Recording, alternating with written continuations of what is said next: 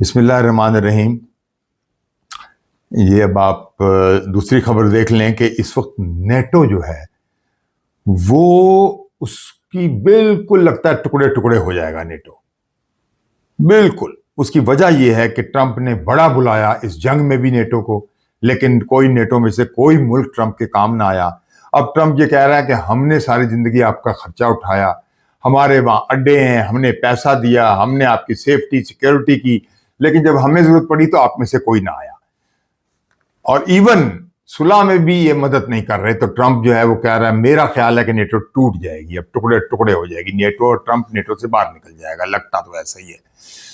तो ट्रंप क्योंकि बहुत ज्यादा अपसेट है नेटो से और बाकी यूरोप से भी बहुत ज्यादा, और बल्कि अपने सारे तहदियों से ट्रंप अपसेट है।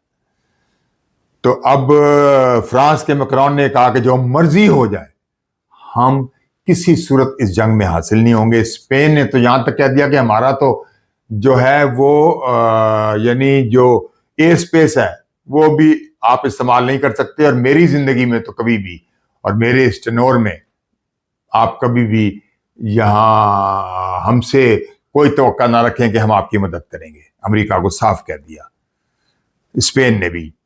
और इसी तरह सारा यूरोप तमाशा देखता रहा, कुछ नहीं बोला। इसी तरह सारा नेटो तमाशा देखता रहा। नेटो के तमाम बड़े बड़े मालिक, चाहे जर्मनी हो, चाहे फ्रांस हो, चाहे इटली हो, किसी ने ट्रंप की मदद नहीं की। इसलिए ट्रंप अब ये बात कर रहा है और नेटो की तबाही लगता है अब यकीनी है। और अगर ट्रंप निकल गया तो नेटो खत्म हो जाएगी। दुनिया अब धौंस और दबदबे का मामला दुनिया में खत्म हो गया है। सब अपने अपने मफाद को देख रहे हैं कि हमारा मुल्क की मफाद क्या है। दुनिया अब इस सतह पे आ गई है, और अब वो किसी मुल्क, चाहे अमेरिका क्यों ना हो, बल्कि अमेरिका का तो अब हशर देखने के बाद तो अब तो बिल्कुल, पहले जो नाना की थी अब तो वो बिल्कुल हाँ में बदलने का सवाल ही पैदा नहीं होता कि जो ईरान के आते उन्होंने अमेरिका का और इसराइल का हशर देख लिया और जो तबाही देख ली ट्रंप की, तो अब तो वो बिल्कुल नहीं आएंगे। सब अपने अपने बेनिफिट देखेंगे। अब ये वाज़ेह हो गया बिल्कुल, और नजर आ रहा है दुनिया को। और अब स्पेन सबको कह रहा है, पूरे यूरोप को, कि आप सब हम मिलके जो है हम अपना सोचते हैं कि हम कुछ अपना करते हैं। और वो स्पेन के सदर जो हैं वो दौरा करने भी जा रहे हैं,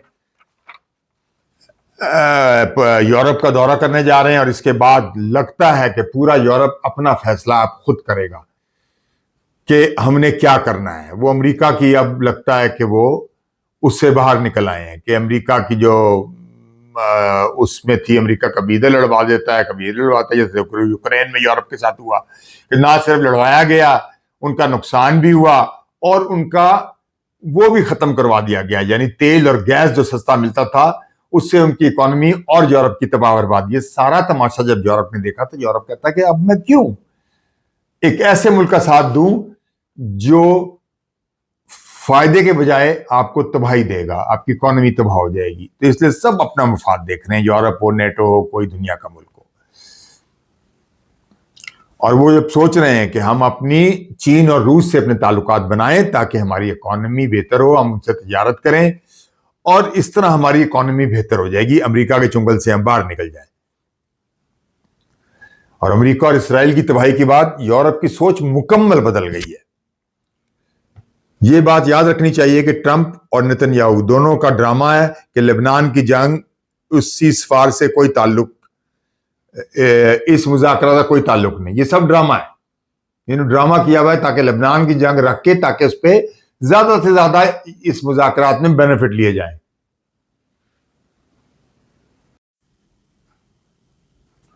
मैं हूं जमाल नासर, आप मेरा ब्लॉग देख रहे हैं, और इतनी मेहनत से आपके लिए ब्लॉग बनाते हैं। आप मेरे बेल आइकॉन को भी दबाया करें और इस वीडियो को भी शेयर किया करें। तो आपका बड़ा शुक्रिया। अल्लाह हाफ़िज़।